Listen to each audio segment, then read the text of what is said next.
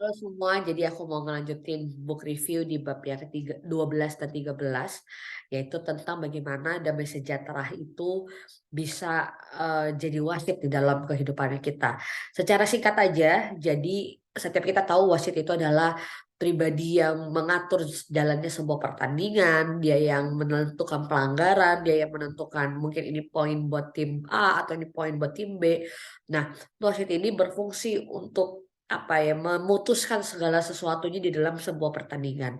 Nah, saya teringat, dengan, sebuah ayat, yang Paulus pernah ngomong di Alkitab bahwa setiap kita ini adalah atlet, setiap kita ini bertanding dalam pertandingan iman, gitu. Nah, Pastor Benny juga sempat, pernah mention di dalam salah satu sermonnya bahwa setiap kita ini harus bertanding di dalam pertandingan yang benar. Nah, bagaimana kita bisa bertanding di dalam pertandingan yang benar adalah salah satunya kita mengerti, kita ini bertanding itu untuk apa dan bagaimana, gitu ya. Nah, salah satunya bagaimana kita bisa bertanding dengan di pertandingan yang benar adalah kita mengandalkan tanda kutip "wasit" ini, ya, wasit damai sejahtera ini di dalam kehidupannya kita. Supaya setiap kali kita mungkin melanggar atau misalnya contoh kita mungkin harusnya nggak mengambil decision A atau nggak ngambil decision B misalnya. Nah, di situ, mulai, damai sejahtera ini mungkin kita kayak kayak ngerasa kok gelisah atau misalnya kok kayaknya nggak enak, kok kayaknya nggak ada damai sejahtera dan segala macam atau apapun. Nah, sebenarnya itu adalah indikator di mana kita ini bisa mengetahui bahwa sebenarnya ini mungkin bukan yang Tuhan mau, gitu ya. Jadi fungsinya damai sejahtera atau wasit ini adalah di dalam kehidupan kita sebagai atlet rohaninya Tuhan, atlet imannya Tuhan adalah ketika kita bisa ngerti dan kita bisa tahu, wah ini salah. Ini bukan jalan yang benar, ini bukan keputusan yang aku harus ambil. Nah, itulah fungsinya wasit atau damai sejahtera dalam kehidupannya kita. Nah, tapi selain daripada kita mengetahui, ya kita juga harus mentaati. Nah, itu yang paling, susah karena kadang-kadang pemikiran atau misalnya mungkin experience kita itu mungkin jauh lebih banyak dan kita sampai-sampai kita tuh coba bisa menguburkan damai sejahtera itu jauh-jauh gitu. Cuman, oh ya udah cuma sekedar perasaan atau apapun gitu. Nah, jangan sampai damai sejahtera atau, apa ya, tanda-tanda yang Tuhan sudah berikan di tengah-tengah kehidupannya kita, itu jadi apa ya, jadi terkubur.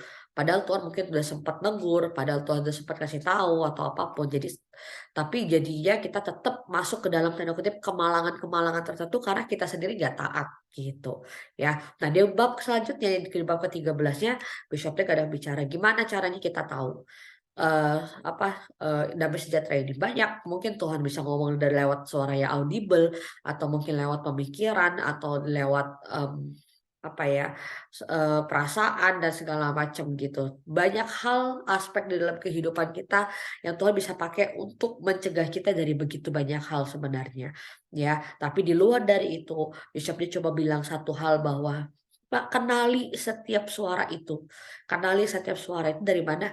Dari pengalaman, dari bagaimana kita berkomunikasi dengan Roh Kudus, bagaimana kita selalu mengandalkan Roh Kudus, itu yang selalu Pastor Barry ajarkan di tengah-tengah overcomer. Nah, itu yang paling penting, karena kalau kita nggak mengandalkan dan kita nggak mengenali hatinya, dan kita nggak mengenali, suara Tuhan di dalam kehidupan kita, indikator apapun yang Tuhan kasih, suara Tuhan atau misalnya, overcomer sedang ada heaven invasion sekalipun Tuhan begitu nyata di tengah-tengah overcomer, kalau hati kita nggak lembut, kalau hati kita tetap keras dan tetap nggak mau dengerin, kita punya benteng-benteng pikiran yang nggak mau dihancurkan, telinga yang sulit mendengarkan, apapun indikatornya yang Tuhan sudah coba berikan, kita tetap tidak akan pernah bisa tahu dan kita tidak akan pernah bisa taat. Karena apa? Karena kitanya yang nggak mau ngelakuin gitu. Tapi kalau dengan rendah hati, dengan kita tuh datang ke Tuhan dengan apa adanya, kita cuma bilang Tuhan aku bergantung kepadamu seperti yang gembala kita suka ajarkan, Pastor Barry suka ajarkan, bergantung, mengandalkan Tuhan. Di situ